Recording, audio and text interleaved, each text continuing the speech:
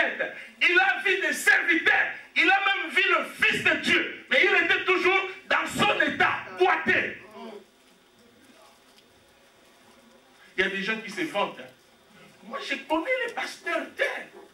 D'ailleurs, le pasteur tel, moi je parle avec lui comme ça. Moi, je parle. Et Dieu m'a fait grâce de n'avoir que de pasteurs comme amis. Ça ne dit absolument rien. Amen. Ami des pasteurs ne dit rien. Amen. Alléluia. Amen. Alléluia. Je vais aller très loin. Être même épouse du pasteur ne dit rien. Amen. Si vous êtes épouse du pasteur et que ce pasteur ne vous entraîne pas à aller avec lui dans la présence de Dieu, ça ne dit rien. L'essentiel, c'est la communion avec le Seigneur. Amen. La communion personnelle. Le salut est personnel. La visitation est personnelle. Alléluia. Amen. Alléluia. Oui, la Bible dit que par la foi d'un homme, sa femme peut être sauvée. Il faut qu'il soit vraiment un homme. Amen. Un homme persévérant. Amen. Ce n'est pas n'importe quelle foi qui sauve. Il faut avoir la foi de Papa Gilles. Amen. Alléluia.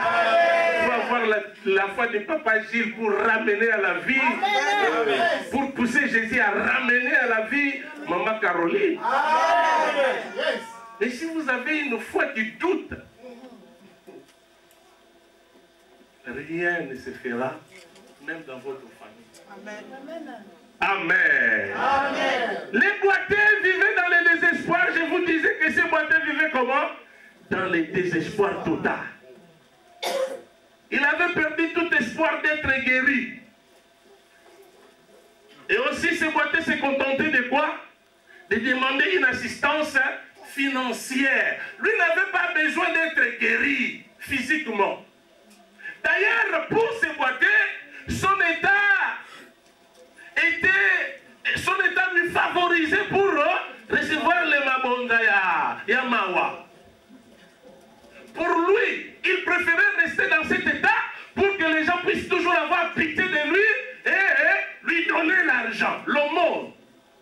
Quand les gens lui regardent, ah pitié, ah cet homme est né boité, bon, ah il faut lui donner l'argent.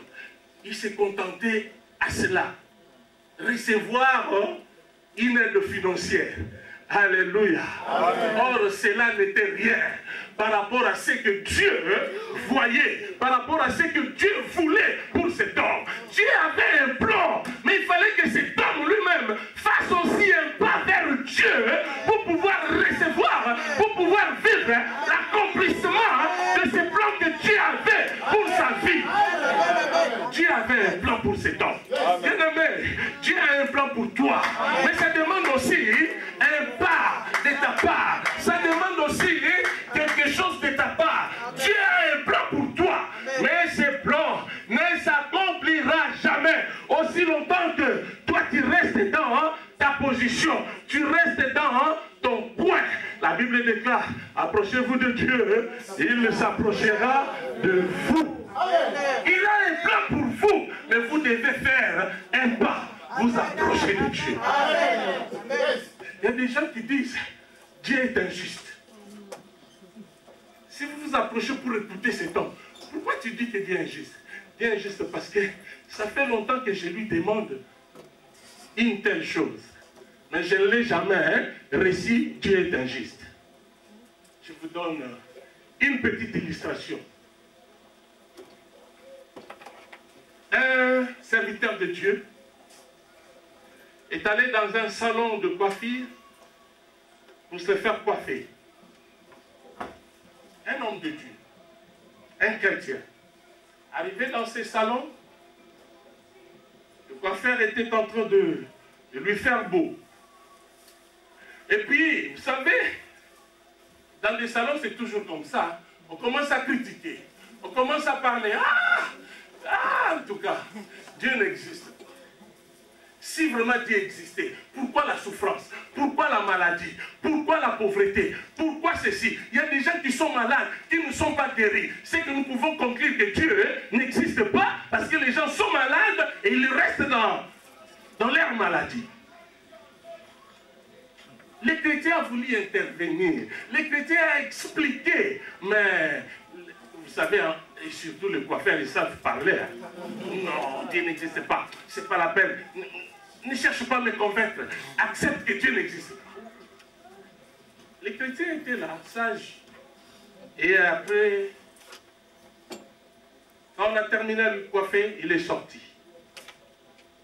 En sortant, le chrétien a vu un homme qui avait beaucoup de cheveux et qui était sale. Il a continué sa marche, il a encore vu un fou avec des cheveux bizarres. Il a continué sa marche, il a vu encore un homme avec des cheveux très sales. Le chrétien a dit, Dieu m'a parlé. Il est rentré au salon. Cher coiffeur, je suis venu te dire que dans ce monde, les coiffeurs n'existent pas. Hein? Qu'est-ce que tu veux dire? Non, je suis venu te dire que le coiffeur n'existe pas dans ce monde. Oh, mais toi tu ne réfléchis pas à ce que tu dis. Mais je viens de te coiffer tout à l'heure, je suis le coiffeur. Non, non, non, non. Moi je ne te crois pas. Moi je te dis que le coiffeur dans ce monde n'existe pas. Mais pourquoi tu me dis ça? Parce que tout à l'heure tu m'avais dit que Dieu n'existe pas. Pour voir que Dieu existe, il faut s'approcher de ces dieux. Si vous vous approchez de ces dieux, vous allez comprendre que Dieu existe parce qu'il va vous visiter et vous donner ce que vous cherchez. De même, pour être coiffé, il ne faut pas seulement se promener dans la rue, mais il faut aller vers le coiffeur. Si vous n'allez pas vers le coiffeur n'ira pas vous chercher pour vous dire, tiens, moi je cherche des gens qui ont des cheveux sales pour le coiffer. Je cherche les gens qui n'ont pas eu le temps de se faire coiffer. Non, les coiffeurs n'ont pas ce temps. Les coiffeurs n'ont pas ce temps. Moi, tu m'as coiffé parce que je suis venu te chercher. Et il y a des gens qui traînent dans la rue avec des cheveux sales. Mais qu'est-ce que ces gens-là diront? Est-ce qu'ils peuvent dire que le coiffeur n'existe pas alors que Dieu est là? C'est de même pour Dieu.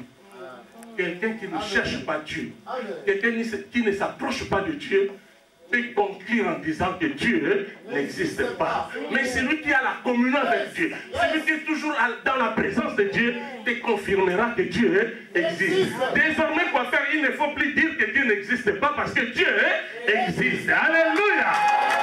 Dieu existe. Mais il faut que quelqu'un s'approche de ce Dieu pour voir réellement que Dieu existe. C'est comme ça avec ces boîtiers. Les boîtiers étaient là. Il n'avait pas de solution. Parce que ce n'était pas son souhait. Parce que ce n'était pas son désir. Lui, il ne voulait pas être guéri. Il avait plus besoin d'une aide financière.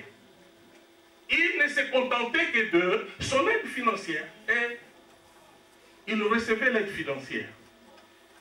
Il est resté dans cet état. Alléluia. Amen. Alléluia. Amen. Et la Bible nous dit qu'un jour, Pierre et Jean, c'était juste après la Pentecôte, se rendaient dans le temple. Arrivés devant la belle porte, malheureusement pour cet homme, ce jour-là, il a demandé l'argent aux gens qui ne pouvaient pas demander l'argent. Parce que lui voulait rester dans son état. Mais il est tombé à des mauvaises personnes. Lui n'avait pas besoin d'être guéri. Mais il est tombé dans des mauvaises personnes. Est-ce que vous ne pouvez pas me donner quelque chose? Une pièce pour manger. Une pièce pour manger. Pierre s'est approché de cet homme. Et Pierre et Jean, bien sûr. Pierre a dit, regarde-moi. Et Pierre a dit, regarde-nous. Alléluia. Amen. Alléluia. Amen. Si vous avez un problème, aujourd'hui, on ne voit pas Dieu physiquement, mais Dieu se représente par ses serviteurs. Vous avez besoin d'une solution. considérez les hommes de Dieu. Amen. Dieu pouvait dire directement, soyez guéris au nom de Jésus, mais Pierre a dit, regardez-nous. Il y a quelque chose qui se passe quand quelqu'un qui a des problèmes s'approche de l'homme de Dieu. Amen. Il y a un courant qui se passe. Pierre a voulu que ce courant soit créé. Que ce... Ah, si j'étais papa Yves, j'allais... Connexion, voilà. Que cette connexion soit créée entre le malade et les serviteurs de Dieu. Regardez-nous. La Bible dit, cet homme a regardé. Vous savez, quand cet homme a regardé Pierre et Jean, il croyait recevoir quoi? De l'argent. Alléluia. Regardez-nous. Bien-aimé, tu as un problème. Considère les hommes de Dieu. Tu as un problème. Approche-toi des hommes de Dieu. 2 Chroniques chapitre 20, verset 20. La Bible dit quoi? Confiez-vous à l'Éternel, vous serez affermis. Confiez-vous aux hommes de Dieu, vous réussirez. En nous,